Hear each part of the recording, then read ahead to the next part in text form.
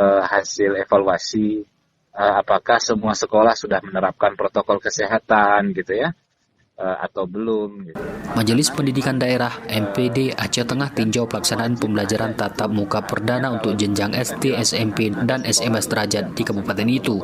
Dari hasil monitor, petugas tidak menemukan adanya pelanggaran protokol kesehatan ataupun prokes pencegahan COVID. Sekolah sudah menyediakan tempat cuci tangan, begitu juga dengan pemberlakuan masker dan jaga jarak bagi warga sekolah. Informasi ini disampaikan Ketua MPD Aceh Tengah Dr. Edi Putra Klana kepada RRI Senin kemarin.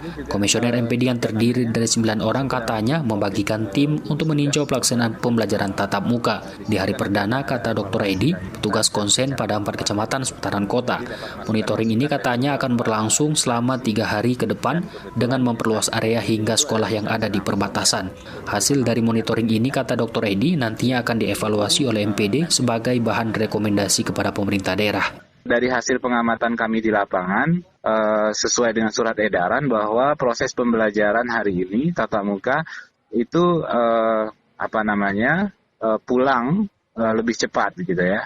Kemudian jam pelajaran juga dipersingkat gitu, sehingga tadi jam 11 ada jam 10 sudah pada pulang gitu ya.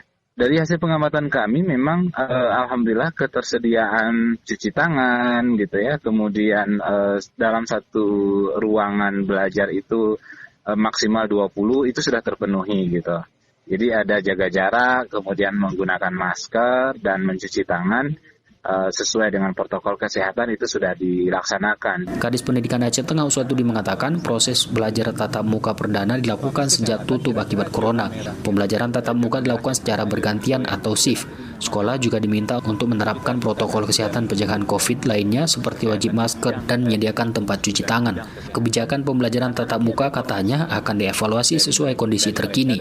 Sementara waktu sebut Uswatudi, pembelajaran luar ruangan ditiadakan. Begitu juga dengan kantin ditutup sementara. Siswa diminta membawa bekal dari rumah.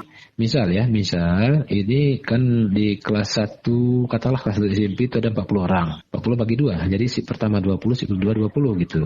Cuman waktunya kita batasi. Untuk SD itu sampai jam 11, kurang lebih seperti itu. Untuk SMP jam 12, untuk SMA jam 1 udah pulang. Jadi kita upayakan jangan lama-lama di sekolah dan hindari berkerumunan, kan begitu.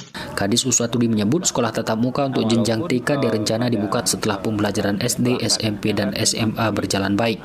Ia juga berharap agar sekolah dan para pihak untuk menaati protokol kesehatan yang ditetapkan pemerintah demi mencegah penyebaran COVID klaster baru. Muhammad Sanusi, RRI Tahkingon, melaporkan.